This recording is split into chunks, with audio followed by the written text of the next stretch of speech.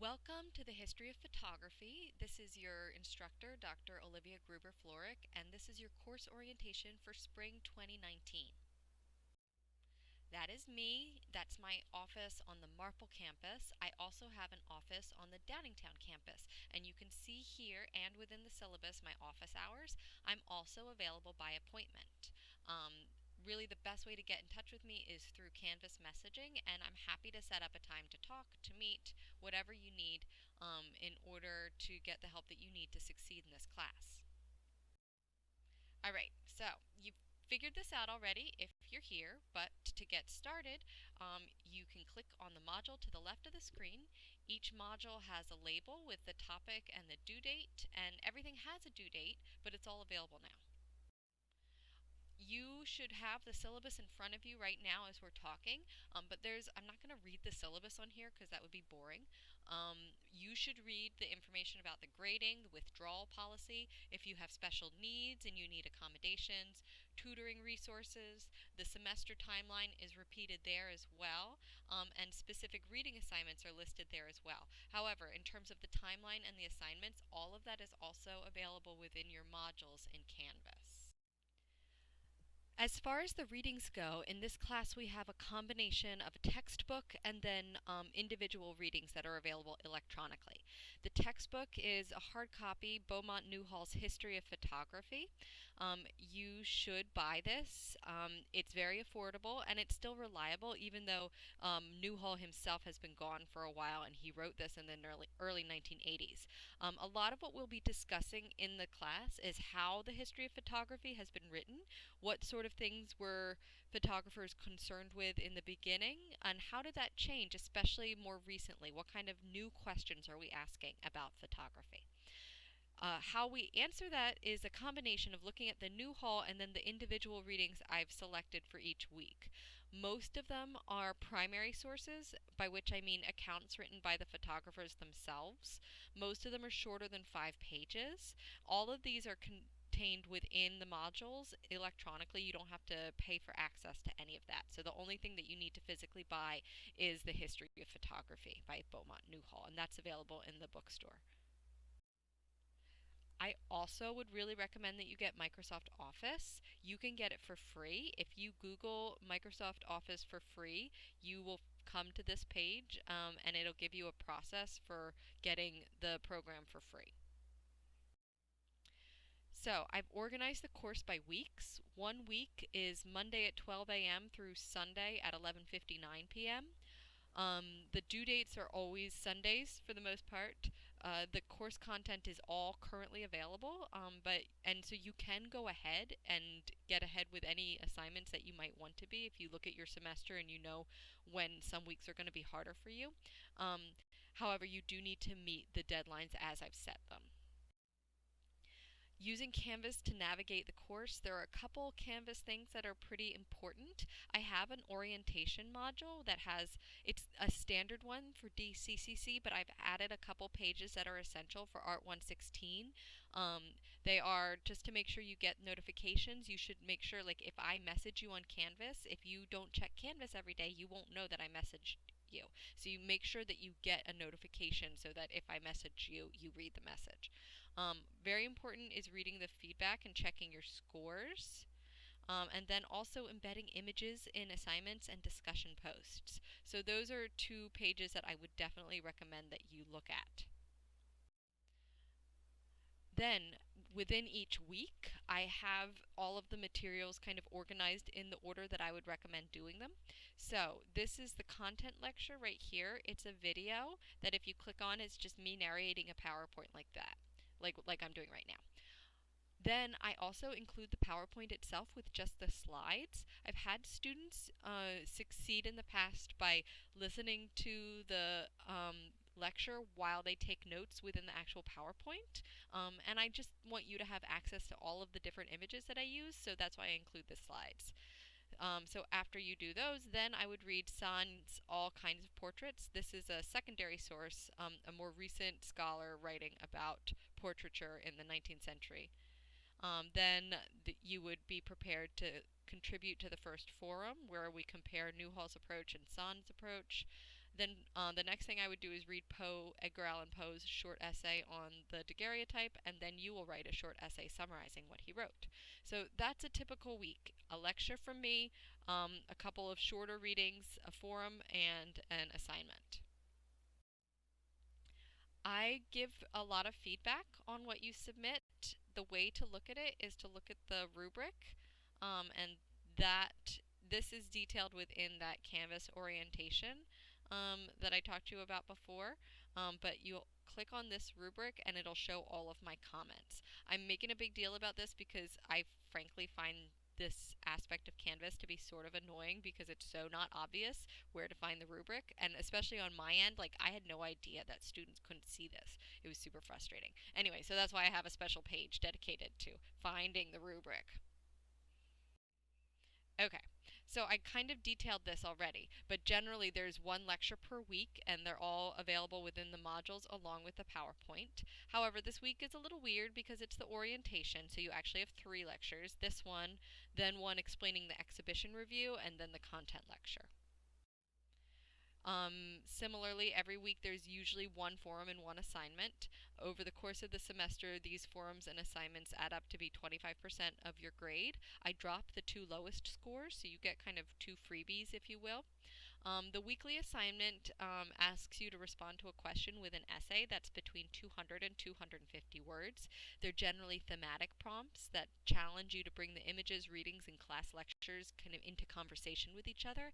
This is a good prep for the thematic essays, which is the major summative assignment that you'll be contributing or that you'll be producing for your grade. As far as the forums go, they are divided in half. So I have an initial question that you need to answer before Wednesday at 11:59 p.m. Then on Thursday morning, I update it based on everything that everybody has contributed with a new question, and then you need to respond to that new question before Sunday at 11:59 p.m.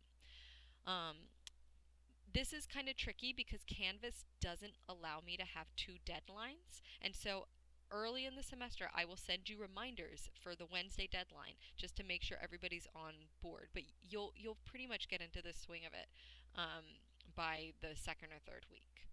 Your posts don't need to be that long. Like, honestly, no more than 2 or 3 sentences. That is plenty. But they should contain specific visual or contextual analysis, references to relevant websites, articles, or you may embed images. It should not just be, I agree with what someone else wrote. It has to be your own original contribution. And really make sure you're reading your classmates' posts. You shouldn't start a new thread unless you're actually discussing something new. The exhibition review is worth 25% of the grade, and I have a whole other little mini lecture about that you should listen to next, and I'll go into details about that there. Then the thematic essays, those are worth 50% of the grade. So there's a midterm group and a final group. The midterm group is due on March 10th, and then the final is due on May 5th.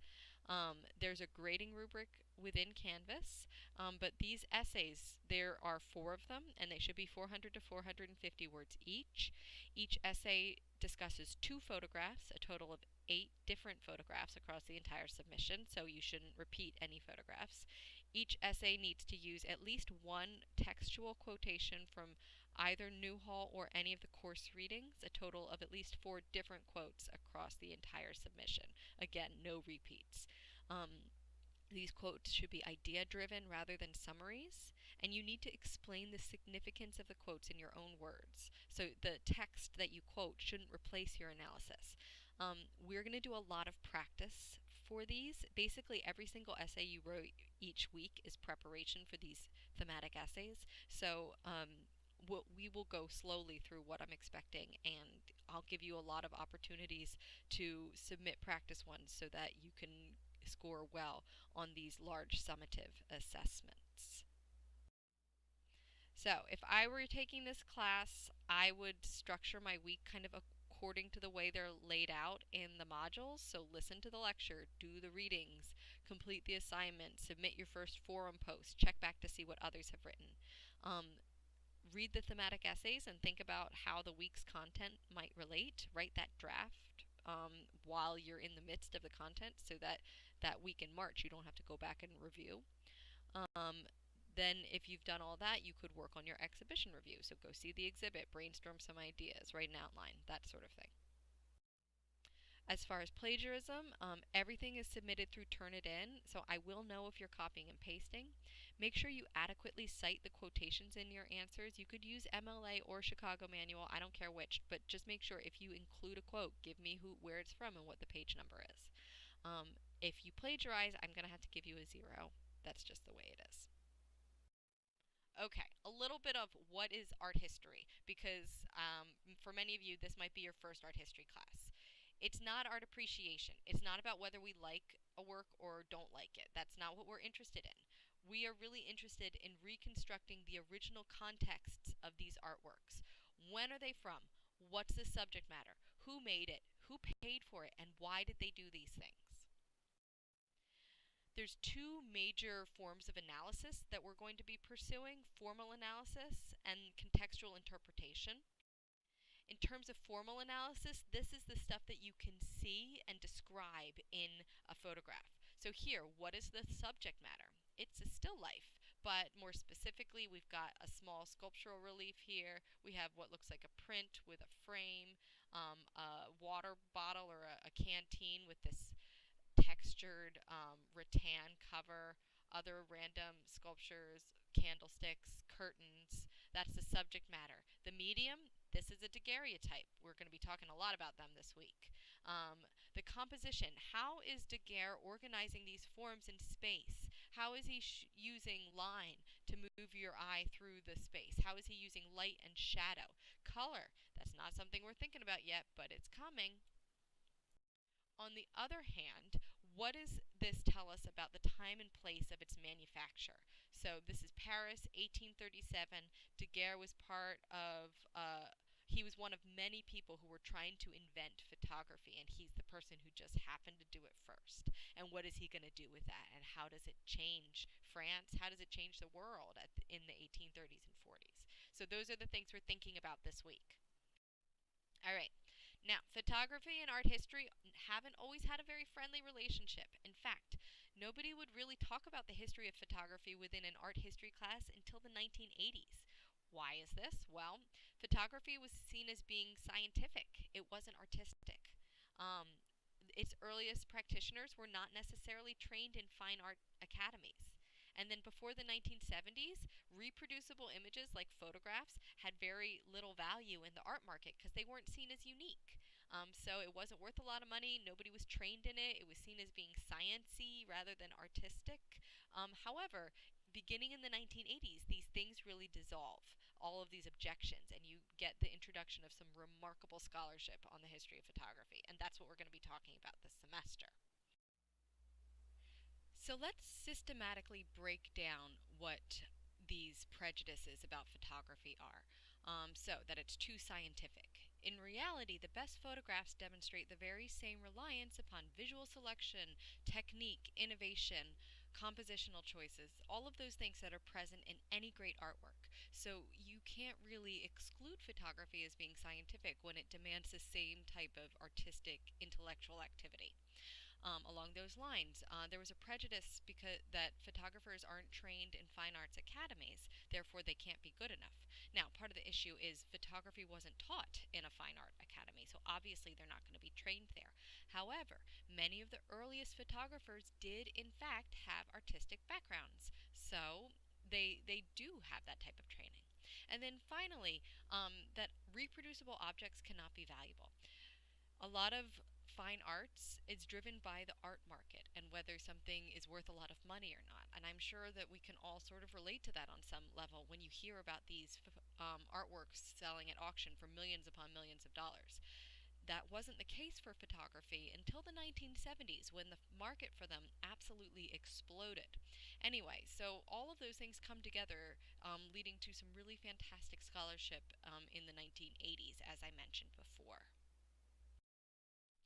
So, to conclude, should you have any questions at all, please message me first through Canvas. That's the best way to get me. Post to one of the questions forums. I've got a couple different informational forums up there. call me. I've got numbers on both campuses. Leave me a voicemail. I'll call you back. Schedule a meeting. But above all, I just really want to emphasize that I'm here for you. Please do reach out to me and take advantage of the fact that you have a physical, actual faculty member here to help you through this semester. Anyway, I'm looking forward to it, and yeah, that's it.